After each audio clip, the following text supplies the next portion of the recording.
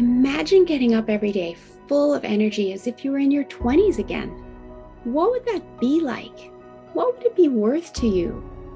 What is your health worth to you? Think about it. Your health isn't everything, but without it, everything else is nothing.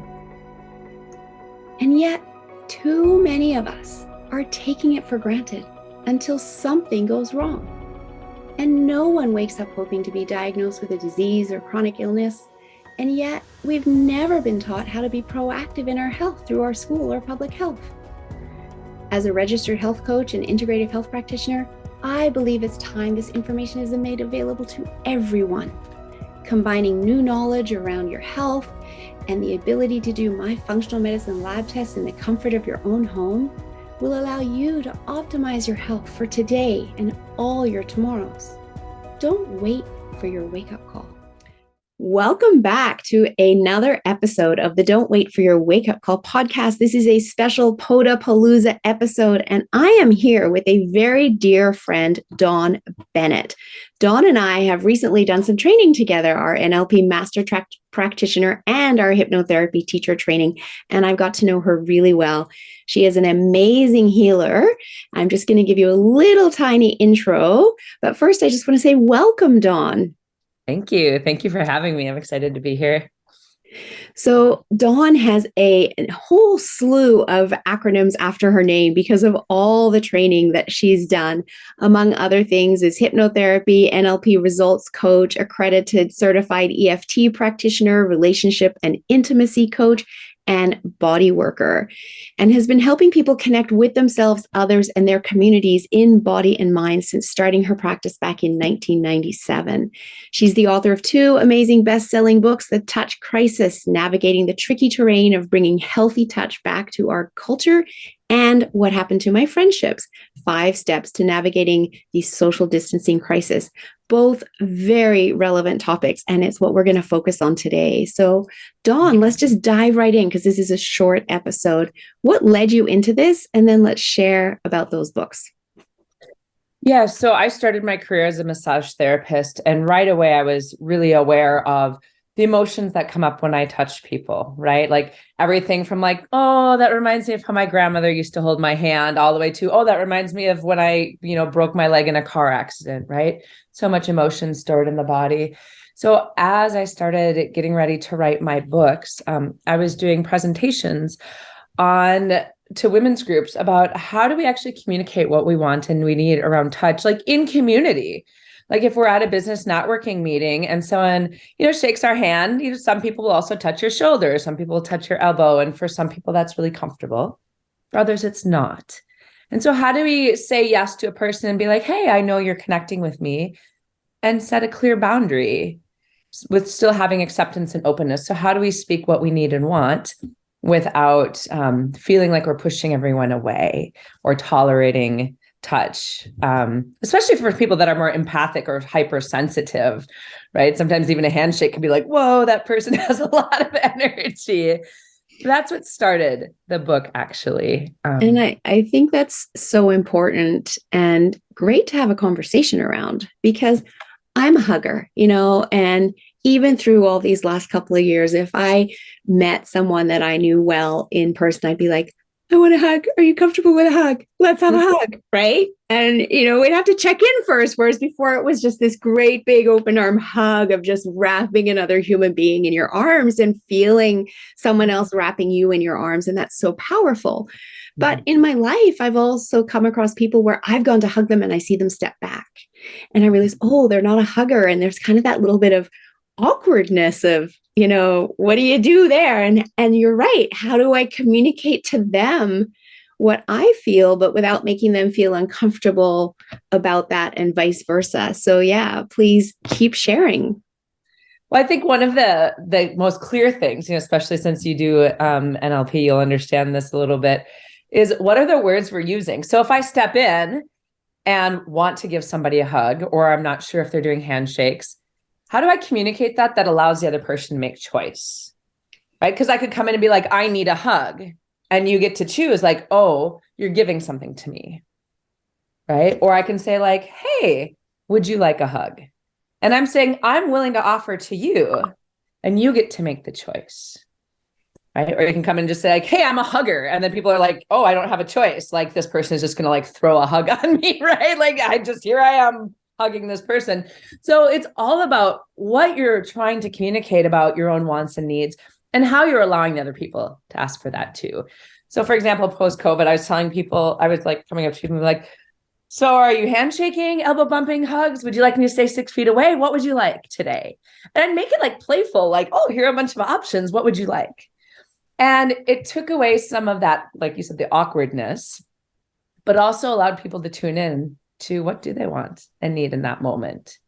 Instead of doing the awkward reach out or the, one's going for the hand, the other's going for the elbow, or one's all those body language things that we pick up on, but also can make that interaction, that first interaction, a little more awkward. I love that. I love having it be playful and then allowing the other person a choice, which is awesome. And where I'm just going back to a time, and it was probably about 10 years ago, long before I ever got into NLP, where it was a corporate event and there was about 10 people and I knew most of them, right? And so we were all hug, hug, hug. And then you get to the people that you don't know. And then it's like, okay, well, are you ready for a hug for someone you don't know yet or not? Right. And then that's where you're kind of like, yes or no. And, but giving them that choice is, hey, it's nice to meet you. Are you up for a hug? Would you prefer a handshake? Whatever it is. And I think it is even easier to give people choices today after the last couple of years that we've gone through, because we did come up with some different options simply because of that social distancing that was put upon all of us. Mm-hmm. So let's just talk about kind of the crisis, though, that's, what's come out of that not being able to be as physical with other people during this time period. How has that affected humanity? Yeah. Well, what's actually funny is I wrote the book before COVID. Oh, interesting. So I was already talking about this before COVID happened. And then I was like, I can't release a book about how to touch people during COVID. Like no one's touching. And I had this crisis myself. You were a fortune teller of what was to come, but now that's great because the book was ready to be published immediately after to help people come through it. So perfect timing. Right. But I think the benefit of the pandemic in that way is we actually became aware of what happens to us during touch and without it. Like we got used to not touching anymore. And we got to really feel what's that like when I'm at home and I am not giving even handshakes at a business meeting. What's that like when I'm not even, getting my hair cut by my stylist? Like I have a client who's like, the only person that touches me is you as a massage therapist and my hairstylist. She goes, I don't get any other touch in my life. And I think having that awareness of how do I want to be touched and how much is too much? Like, okay, now I'm home and my kids are all over the top of me for a year and I don't know how to deal with this much touch anymore because I've been in a corporate office. I think I got sidetracked from your question, but the benefit is now we have some awareness of what is the level of touch that we want and that we need, right? Because healthy touch changes our hormones. It drops our cortisol levels. It drops our stress levels. It actually helps us feel bonded, part of. It creates more teamwork. It creates a feeling of inclusion and being part of that is hard to get in other manners. So even that handshake creates a feeling of connection and of being a part of community. And when we make an effort to really reach out, especially for those that we know don't get touched very often, like the elderly population, for example, people tend to like not want to touch them. It's like we're afraid that if we touch them or something, we'll become old too, or I don't know what it is. Or they'll break or something. Or that will offend them or whatever. But vice versa, they're not used to the touch boundaries that we have as younger generations. So sometimes they get very touchy and we're like, oh, well, what do I do about the old person touching me? Like, how do I say no to this person? And you don't have to say no to the person. You say like, oh, I love it that you're so touchy feely. Like I'd prefer it if we just did handshakes, and just redirect. Or like, hey, I'm really sensitive to touch. I just prefer it if we just have a conversation and just look each other in the eye instead. And there's really positive ways to redirect what you want to need with these people, with anybody actually. Yeah. And those are really great recommendations of redirect that I love that you're sharing, because it just allows each person listening to just stop and kind of think about how they feel about touch, and then recognize that the way they feel about it isn't the same as everyone else. Right. And so again, you are setting your own boundaries here, but also, allowing other people to have that choice. So there's two ways that you can do it when you're interacting with other people out there in the world. Absolutely. Absolutely. And also realize people's need for touch changes day by day. Like if you're a mom and your kids have been climbing all over you all day, your touch needs may be different. You may be like, wow, I don't want to hug today, even though I'm normally a hugger. Leave me alone. Yeah. Today I'm full. Today I'm full. Yeah. And I really appreciate you coming on the show and sharing this information, because it's not a conversation I've had with anybody on the show before. And yet it is so important for people just to stop and think about that. And particularly now in time, even though you wrote the book before, like I said, you're, ahead of your time, and somehow you knew what was coming and got that book out so that it was ready for when we needed it most. Mm-hmm. So is there anything else you would love to share with the audience in terms of stepping into this and getting started? Mm-hmm. Well, I have the book on Amazon if people are interested in reading more, because it brings people through there's a series of questions in a workbook. So you can really explore what is it that you want and need around touch, and what does that look like, and how do you create boundaries around that? But I would just encourage people also to not be offended if people don't want touch, or if something changes, or maybe they say something too harshly, or maybe they touch and without asking, give a little bit of grace at first, because we all haven't been taught how to communicate clearly around it. And then we default to habits or lifestyle or what our parents did or whatever. So just also have a little empathy and compassion and grace, and feel free to speak up for yourself, because that's what's really important. That's what's going to educate people on how to touch more clearly and with more intention. I love that. And also, as you say, not to be offended, but to also not recognize that it's not about you. It's about them and where they're at in that moment. Exactly. And so that knowing that helps you not be offended. It's just, as you said, having some compassion and having some grace for where they're at. And it really has nothing to do with you. You just give them that space and let them choose. I love it. So what does "don't wait for your wake-up call" mean to you? It's a question I love to ask all of my guests. It's the name of the podcast. Well, since I just had my whole life get the whole rug got pulled out from underneath me in a really, really positive way, the "don't wait for your wake up call" to me resonates with when you hear a little knock on the door, or you get a little niggle to do something different, or to say something different, or be something different, just go for it. Don't wait for the universe to be like, hey, now you buy the 2x4 or the wrecking ball. That's right. That's right. Surrender and trust. Yes. And listen. So yeah, I love that. Well, thank you so, so much for being on the show and coming and sharing this wisdom with you. I know that you said the book is on Amazon, and just to reiterate, it is called The Touch Crisis: Navigating the Tricky Terrain of Bringing Healthy Touch Back to Our Culture. And all of your contact information I will have in the show notes as well. So if people would like to reach out to you to learn more, they can do so. So thank you very, very much, Dawn. It's been wonderful to have you here. And thanks to the listeners. I hope you have been enjoying my Podapalooza quick edition podcasts. Are you a practitioner or a coach listening to this? If so, I would love to ask you, do you use hypnotherapy in your practice working with clients? And if not, would you like to? The power of hypnotherapy is limitless. And so often we experience our clients struggling to reach their goals. It's because they're coming up against their own brick walls and getting stuck. But you can help them through the power of hypnosis break through all of that, working with their unconscious mind to put the suggestions in, to have them taking the action to achieve the results that they want. They are thrilled with your coaching techniques. They're getting the results they want. You feel amazing because you are helping your client get the results they want. It's a win-win, And another win is that it's an added revenue stream for you in your business.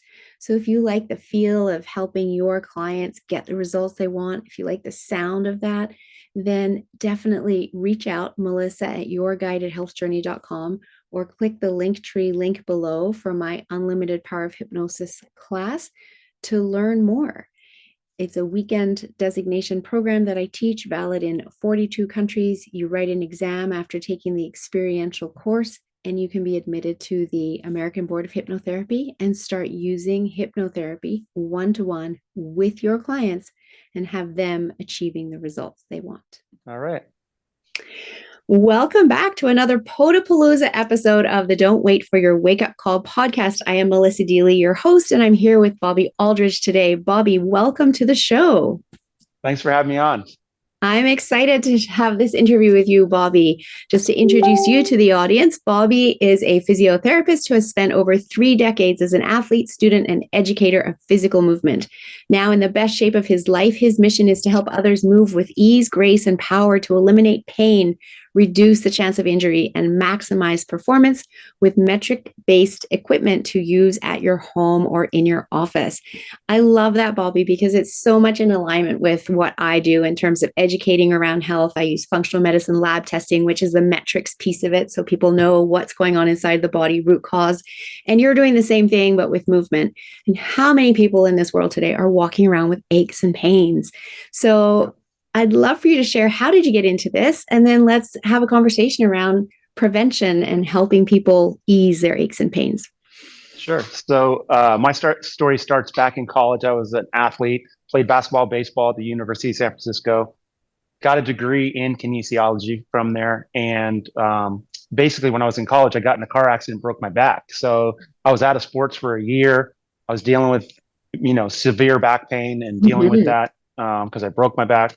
And long story short, now in the business for 30 years, I've dealt with every injury. I work with pro athletes down to your average person. I have 3 80-year-old clients right now that I help, that I've been with for 27 years now.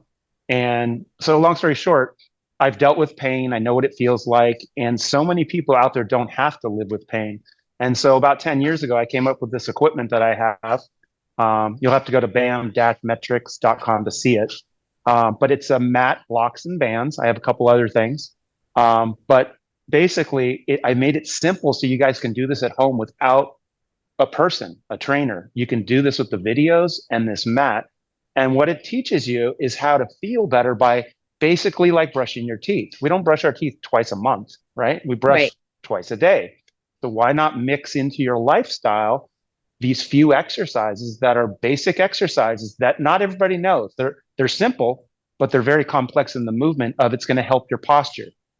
So take, for example, I have those like red blocks on the ground behind me. Everybody sits at a computer and they're rounded forward and they're texting and everything's forward all nowadays. Yeah. But at the end of the night, I lay on my blocks right there or on the ground. I just lay there for, 4, 5, 8 minutes and it opens up my chest and shoulders. So I'm working on my posture every night. A wall windmill, you put your hands on the wall and you glide the wall with your head, shoulders, hands, everything touching the wall. That's pulling out the rotation you might have in your body. Just in your hands, you're going to be rotating. Many men can't get their fingers on the wall. They'll have them like sideways. So not only is it strengthening, but it's lengthening. And that's one of the catchphrases I use all the time is strengthen while you lengthen. And mobility is the key to feeling great and improving your performance. And too many people go to the gym to try to, get stronger and more fit, but they're strengthening dysfunction. So 9 out of 10 people are doing it the wrong way, probably a higher percentage. I mean, I had 7 pro athletes, pitchers in the majors on the Yankees, on different teams. They had never done 4 of the exercises I teach. And I found that fascinating. So literally last week, I was talking to calling the Oakland A's over here to try to talk to them about these pitchers and people that get injured. But it's very simple for people to do. And you guys will feel great if you just come and try it out. So. Well, I love the sound of that. I love the idea of strengthening and lengthening at the same time, because it makes sense to me with, we're told strength workouts, we're told cardio, all of these things, but if we're not then stretching to lengthen, we're not getting that lengthening in, and we're actually shortening the muscles, which in the longer term, I'm guessing, is restricting mobility, right? Right. And that's literally a story I have that 3 years ago. I didn't know how well my program was working, but my 12-year-old son's baseball team finished practice and they said, hey, we want to have a bench press contest with the bar. So they did it and they did 18. Then the high school kids did 38. Then the college kids jumped in and did 78. And then they said, Bob, what can you do? And I'm like, wow, I don't bench 315 anymore. I bench about 250. So I'm not quite as strong. And I'm like, 78 is going to be hard because at my strongest, I could do about 104. So I get on there and I'm nervous. I got to beat these kids. 75, 100, 150, 200. I did 200, twice as many because I'm more functional. I'm not rounded forward like a bodybuilder. I'm in a good posture and I could keep going. So when I left there that day, I was like, geez, my program's really working. This is amazing. So like I said, it's not a catch-22 of you got to give it a little bit every day. And over time, you will feel great. I've gone through the back pain. I've broken both ankles, torn ligaments in my knee. I've been the athlete for years and dealt with many injuries. And I promise you, the program's simple. It's easy to follow. The tools help you. That's why I did the tools. I never started the company to make money. I was making these tools to help my clients, and it turned into a business that way. So I really enjoy doing corporate wellness and going in there and helping people. I love going in front of the trainers and teaching them how to help their clients feel better. And I love going on these podcasts to just make people aware. That's the biggest thing. Not enough people know about it. And it's just a gem. I'm so lucky I ran into the people that taught me this stuff. And so anyway, yeah, hope you guys will give it a try.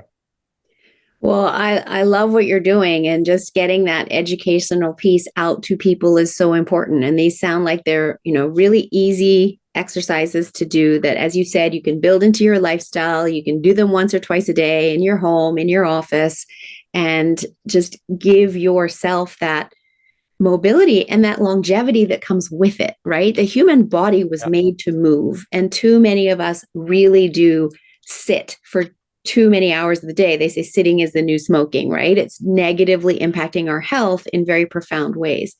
And yet when we know, okay, that is what my work is, I sit, right? I mean, I'm at a standing desk right now. And when I sit, I'm on a ball. So I have some movement. And like you, I'll roll. That's what I'm sitting on. I'm on a ball right now. Yeah, I got my ball and I'll roll backwards over my ball at the end of the day, or sometimes through the day to do that opening up, as you've said as well. But it's recognizing, okay, this is what it is, but how can I support myself around that, right? And so your exercises are exactly what somebody can do, that it doesn't sound like it takes very long for them to do it, to be able to work around it.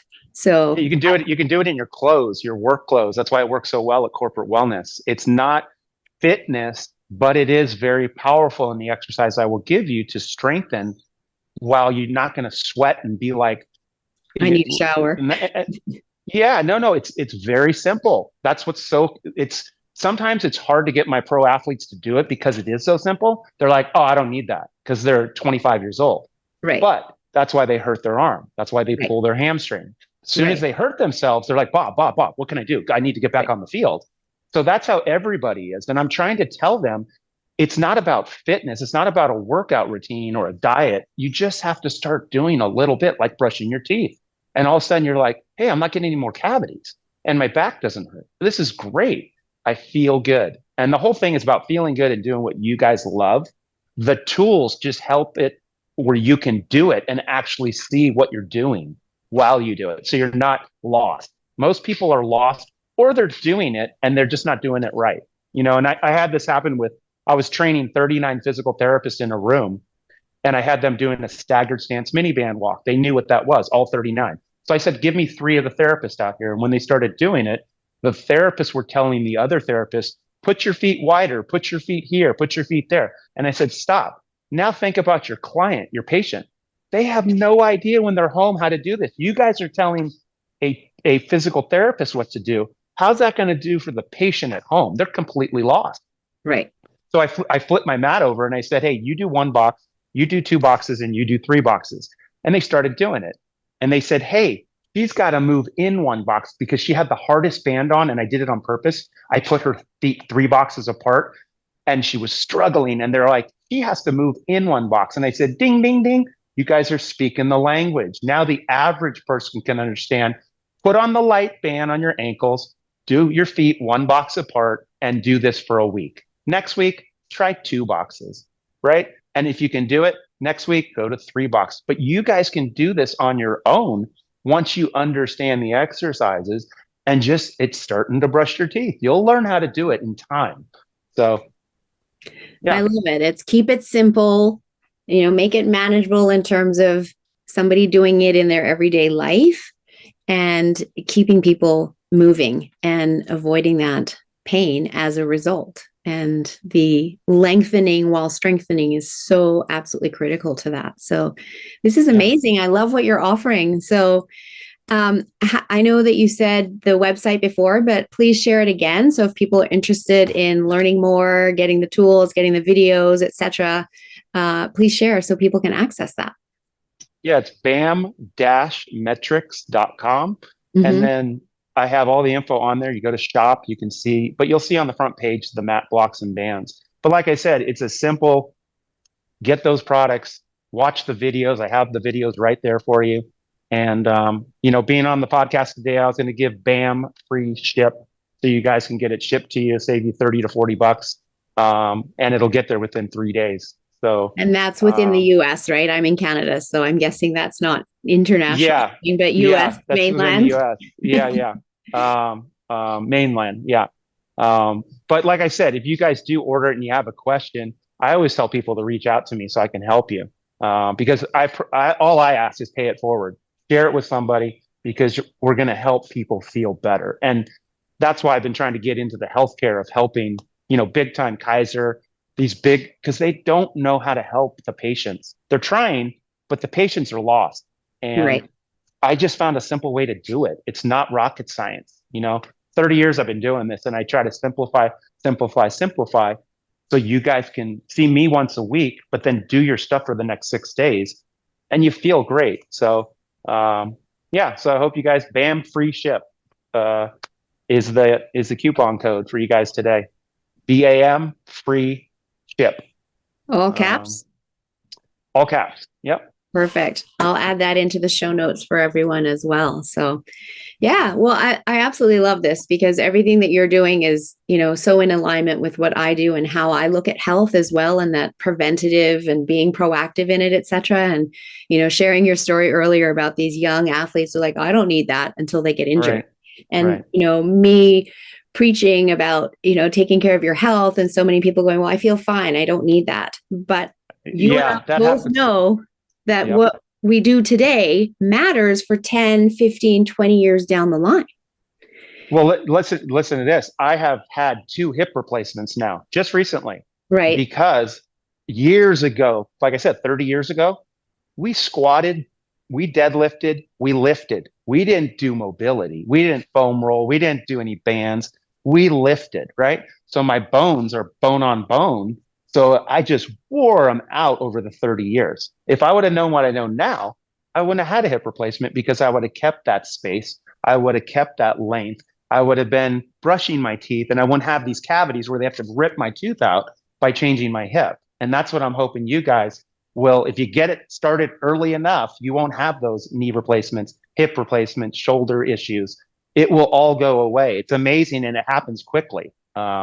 I had a lady who's 60 years old who had major back pain for 9 months, and her husband works with the Giants, San Francisco Giants.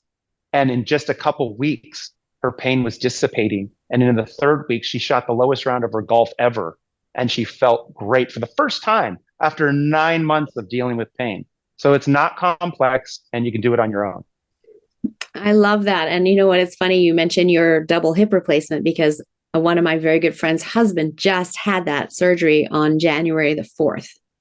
Oh my God. Both hips at the same time, right? Oh my God. In the hospital for about 4 days. And then now I keep hearing about it because we're ski partners and we like to ski 2 or 3 times a week. Well, now she can't ski for quite as long because he can't be left for as long at home alone, because he's still not quite ready to be able to even get up and go to the washroom on his own. Oh my He goodness. can get up and go to the washroom, but because he had both hips done, he can't quite get back into bed and lift his legs high enough to get back into the bed because he doesn't have that strength there right now. And just getting into the shower and getting downstairs, it took 2 weeks before he could even go downstairs in the house. So you lose so much freedom. And, the recovery time on this, I think he starts physio this coming week. The recovery time on this is quite extensive, and he's a ski instructor. So he's not working this winter for the rest of this winter season. And like you, he's, all that skiing for all of those years has required this. And he's probably sitting there in the same mind space right now. Had I known all those years ago, maybe I would have done more to support my hips. So this matters. And if you don't want to lose your freedom and your mobility and, not being able to go to the washroom on your own and all of this, even in the prime of life, because you've had to have these major surgeries, start looking after your body now and look after your movement by lengthening while strengthening. So that's awesome. No, that's right on. I'm like in my fourth week of my hip surgery right now, 4th week, and I'm doing everything. And my rehab is what I teach. That's literally my rehab. So I'm walking, I'm doing all the stuff you need to do based on just learning how to move properly. So that's another reason why I want to get to the healthcare, to help people, get out there and go skiing and be able to do these things pain-free. That's what would be awesome. So, So thanks for having me on. I'll share this video directly with my girlfriend. But before I let you go, I have a question for you. What does "don't wait for your wake-up call" mean to you? Well, like I said, I hope you guys are going to start this now and not wait till you're injured to say, hey, because I have so many people tell me, oh, well, I don't have pain. I don't have pain. But the thing is, you might not have put enough demand on your body. But as soon as you put a little demand on something that's dysfunctional, you're going to hurt. And that's why so many people have back pain. So the wake up call is for you guys. You take a look at this. I would definitely jump on it. Like I said, the number one thing they told me as a trainer, would you do your own workout? Not a question. And like I said, clearly pro athletes I have doing this, teaching them. But a lot of times you can't get people doing this until they hurt. And then they go, oh, make me feel better. But try not to listen to pain. Try to start now and rehab yourself before you need the rehab, Love it. Love it. So if people, I know you've mentioned your website, but if people want to reach out to connect with you, what's the best way for them to do that? Email is the best. Bobby@bammotion.com. BAMMOTION.com. Bobby@bammotion.com. Yeah, send me an email. Ask me a question. I'm always here to help. I spend more time helping people than anything. And I hope you'll share it with somebody. That's the main thing. Pay it forward, because you're going to start feeling better. Just tell someone else about it. So thank you. Thank you very much, Bobby. It's been wonderful to have you on the show. You're sharing your expertise, and I know this will help many, many people. So thank you. Any last tip for the audience before I let you go? Get started today. I'm telling you, don't wait. Don't wait. Love that. Well, thanks very much, Bobby. And thank you to all my listeners. I love having you tune in each and every week to this show. If you're enjoying my content and someone that wants to step into being proactive in your health and learning more, I would love to invite you to join my membership community. There's a link in the show notes. For only $19.99 a month, you get access to all of my content, and there's a lot, as well as weekly calls that you can come and get your health questions answered. It's truly priceless. I'd love to see you join the community. Check out the link in the show notes.